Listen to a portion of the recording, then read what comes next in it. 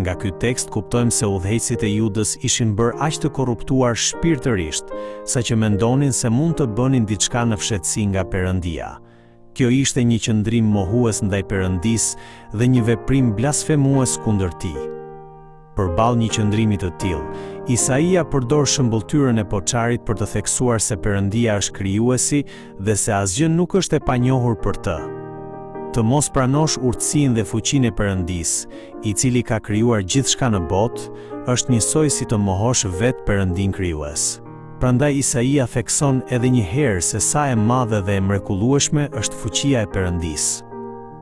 Perëndia është në gjendje ta shndrojë pyllin e Libanit në një pemishte dhe pemishtja ta kthejë përsëri në pyll. Kjo tregon se Perëndia ka fuqinë ta ndryshojë gjithçka sipas vullnetit të tij. Fuqia e Perëndisë nuk ka kufi. Ai mund ta përmbush vullnetin e tij në çdo kohë, duke shkuar përtej mendimeve dhe kufizimeve njerëzore.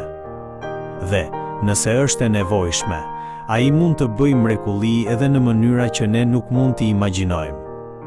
Prandaj populli i Perëndisë nuk duhet të mbështetet te urtësia dhe fuqia e vet, por duhet të besojë te Perëndia krijues i cili di gjithçka dhe mund të bëjë gjithçka.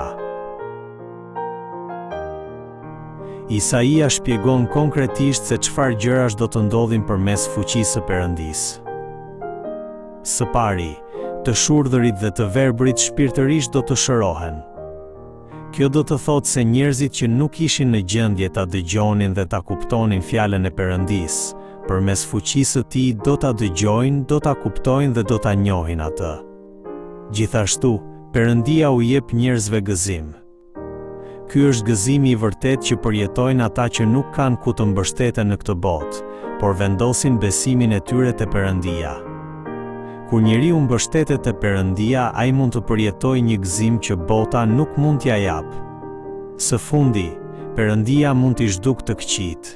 Ai gjykon njerëzit e dhunshëm dhe arrogant, në mënyra që ata të mos mund t'i shtypin dhe t'i mundojnë më të dobtit.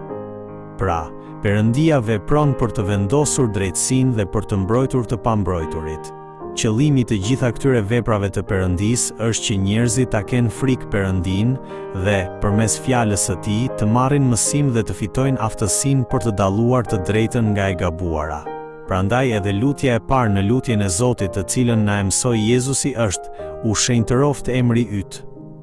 Sepse lumturia e vërtet gjendet kur e lartësojmë Perëndin si Perëndi, e nderojmë dhe jetojmë me frikën e tij.